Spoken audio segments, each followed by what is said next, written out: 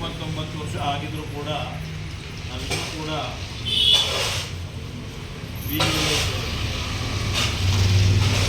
ನಾವು ನ್ಯಾಯಯುತವಾಗಿ ಏನು ನಮಗೆ ಮದ್ದೂರು ಕಾಲೋನಿಯ ಜಾಗವನ್ನು ನಾವು ತೆರವು ಮಾಡಿಕೊಡ್ತೀವಿ. ತೆರವು ಮಾಡಾದ ನಂತರ ನಾವು ತಿರುಗುಂದಿ ಹತ್ರ ಇರುವಂತಹ ಈ ಒಂದು 245 ಸರ್ವೆ ನಂಬರಲ್ಲಿ 3 ಎಕರೆ ಜಾಗವನ್ನು ಕೂಡ ಕೊಡ್ತಾರೆ. ನಾನು ಕೂಡ ಜಾಗಕ್ಕೆಲ್ಲ ಹೋಗಿ ಬಂದಿದ್ದೆ. ನಾನು, ಸಿದ್ದರಾಜ್ ಅವರು, ಪೂರ್ಣಿಮಾ ಅವರು, ಇತರೆ ಹೋರಾಟದ ಸಂಗಾತಿಗಳೆಲ್ಲ ನಾವು ಹೋಗಿ ನೋಡ್ಕೊಂಡು ಬಂದಿದ್ವಿ. ನನ್ನ ಕೆಲ ದಿನಗಳ ಹಿಂದೆ ಸಿದ್ದವರು ಇದೊಂದು ಫೋಟೋವನ್ನು ಹಾಕಿದ್ರು ನೋಡಿ. ಅವಾಗಲೇ ಆ 3 ಎಕರೆ ಜಾಗಕ್ಕೆ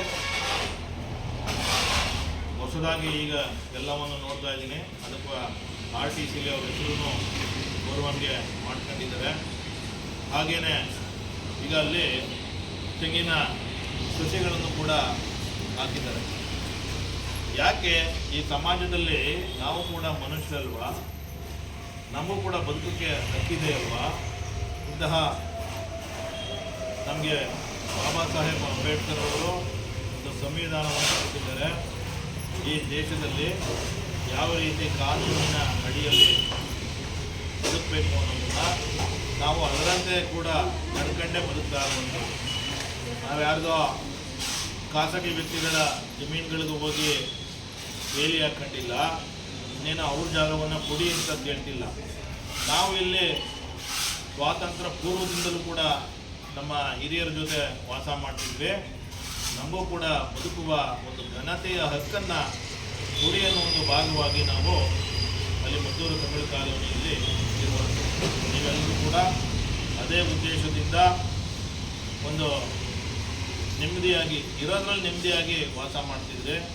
ಆದರೆ ನಮಗೆ ಒಂದು ಶಾಶ್ವತವಾಗಿ ಒಂದು ಟೂರ್ ಬೇಕು, ನಮ್ಮದೇ ಜಾಗ ಅನ್ನೋ ಒಂದು ಹಕ್ಕುಪತ್ರನೋ ಇನ್ನೊಂದು ಪೂರ್ಣವಾಗಿ ನಮಗೆ ದಾಖಲೆಗಳಿರುವಂತಹ ಒಂದು ಕೆಲಸವನ್ನು ಕೊಳಗೇರಿ ಅಭಿವೃದ್ಧಿ ಮಂಡಳಿ ಮಾಡಬೇಕು. ಅದು ಅವರ ಜವಾಬ್ದಾರಿ.